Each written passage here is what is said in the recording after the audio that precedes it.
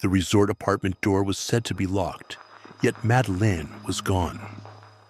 On the evening of Thursday, May 3rd, 2007, in Praia da Luz, Portugal, that single contradiction became the center of one of the most examined missing child cases in modern Europe.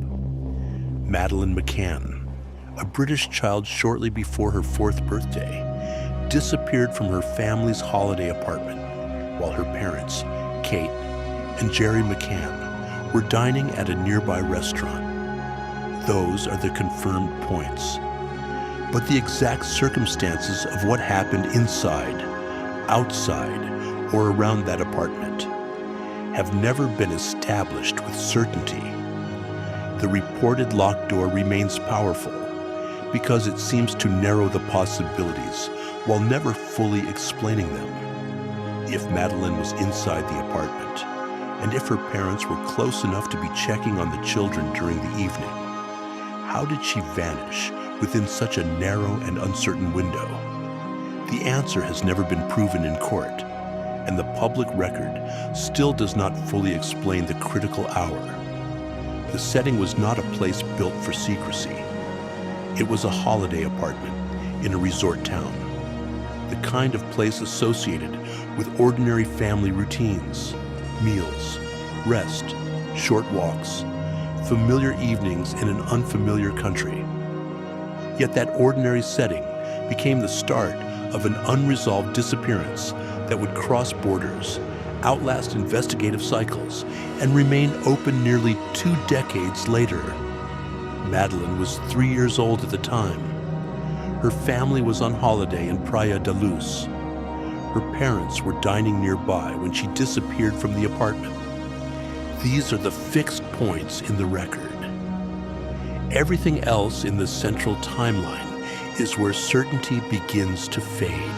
That is what makes this case so enduring. It is not only the scale of attention, it is the smallness of the confirmed core. A child was in a holiday apartment. Her parents were nearby. Then, during a brief and unresolved period on the night of May 3rd, she was gone. The case has generated enormous public discussion, but discussion is not proof. Theories have been proposed, challenged, revived, and rejected. Still, the central question remains: what happened during that hour? For this documentary, the focus is not on treating uncertainty as evidence. It is on separating what is known from what has been alleged, suspected, or left unexplained. The disappearance of Madeleine McCann has been examined by Portuguese police, reviewed by Scotland Yard, and pursued through later German and Portuguese investigative developments. Yet as of July 2026, the case remains unsolved.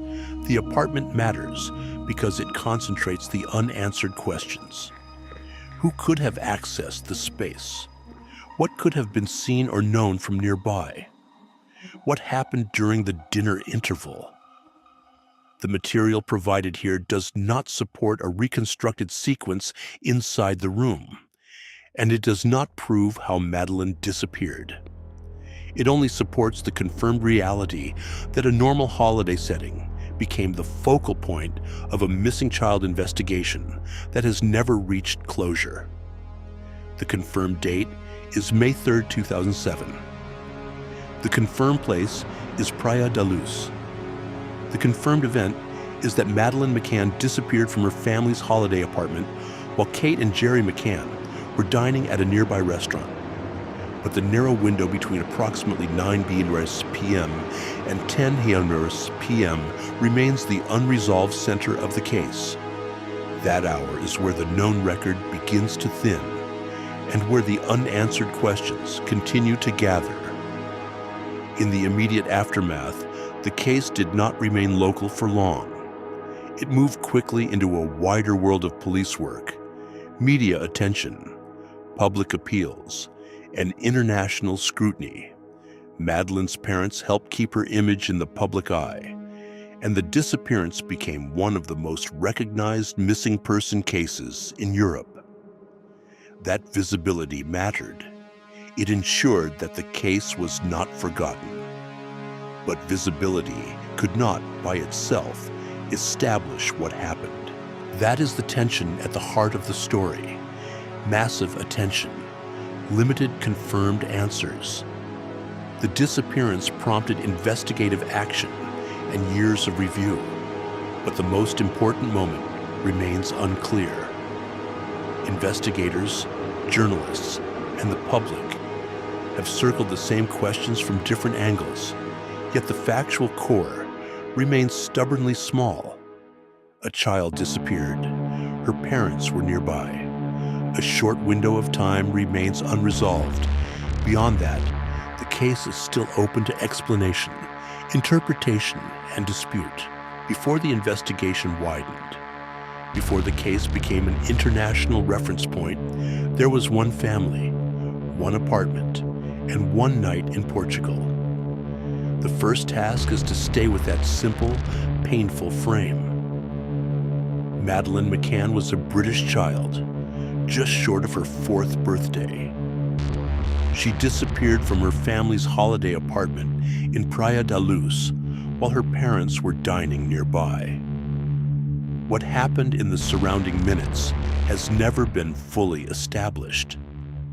The initial Portuguese police investigation was later closed in July 2008 due to lack of evidence. That closure did not mean the disappearance had been solved. It meant that, at that stage, investigators did not have enough evidence to continue toward a definitive legal outcome. For a family seeking answers, and for a public trying to understand the case, that left a difficult emptiness. A police file had reached a limit, but the central mystery remained. The early investigation also included serious suspicion directed at Madeleine's parents. Portuguese police initially suspected that Kate and Jerry McCann were involved in her disappearance, but they were later cleared. That history is important, and it must be described carefully. Suspicion is not proof. An investigative theory is not a conviction. The fact that they were later cleared means that those early suspicions did not become an established legal conclusion. Years later, the case entered a new phase. In May 2011, Scotland Yard launched Operation Grange to review the disappearance. The review kept the case active under a new investigative framework and reflected the continuing belief that unanswered questions remained. But a review is not the same as resolution. It can re-examine material, reassess leads, and look again at old assumptions. But it does not automatically produce the missing fact that explains a disappearance.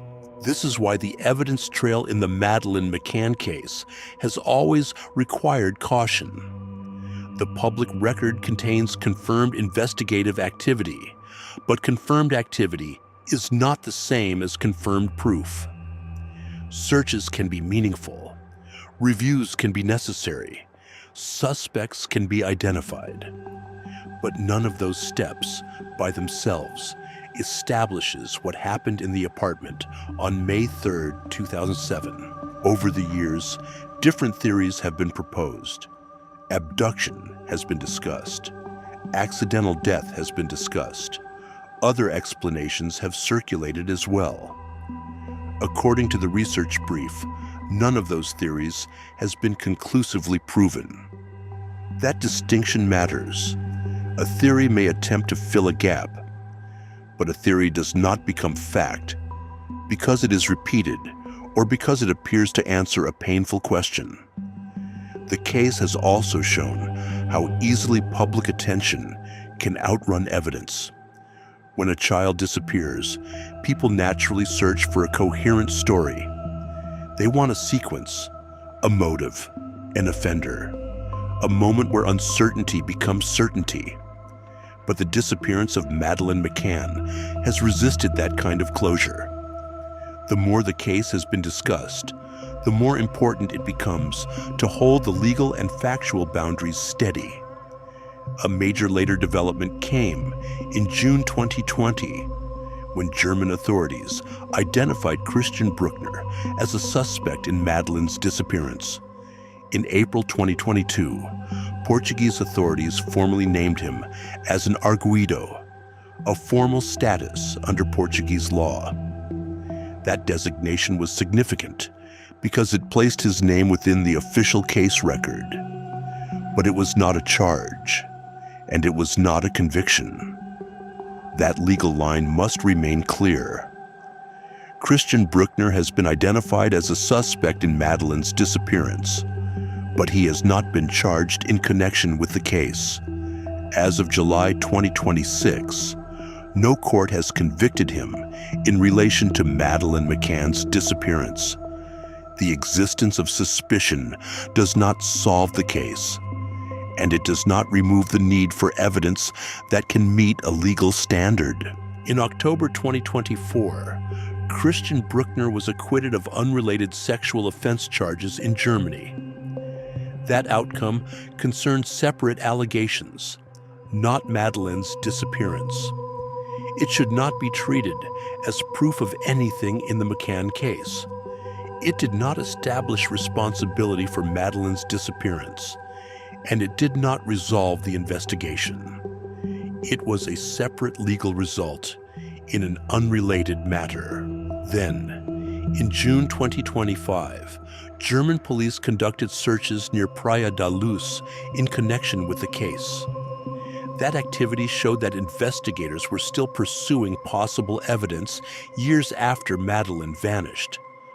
But again, the existence of a search is not the same as a confirmed breakthrough. Searches may produce leads, or they may produce nothing that is publicly known. The public record, as provided here, does not show that those searches solve the case.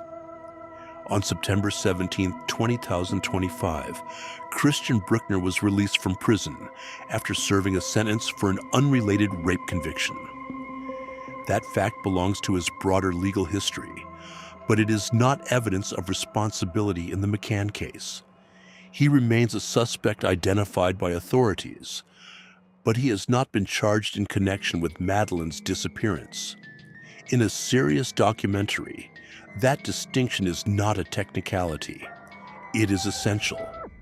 So what does it mean when a person is named as a suspect, but not charged in a disappearance like this? It means investigators have identified that person as someone of interest within the case.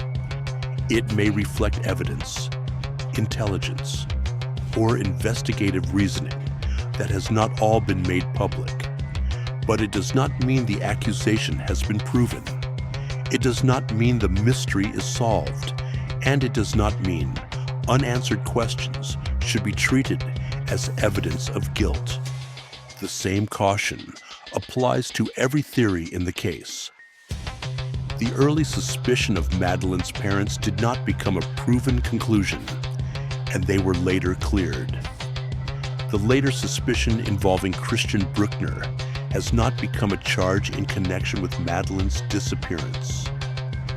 Other theories, including abduction and accidental death, have not been conclusively proven. The case is defined not by a lack of public interest, but by a lack of final proof.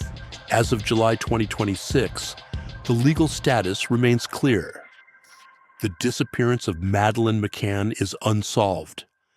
That is not only a procedural statement, it is the emotional reality that has surrounded this case since the night she vanished. A child disappeared from a holiday apartment. A family has lived with unanswered questions. Investigators have returned to the case across years and borders.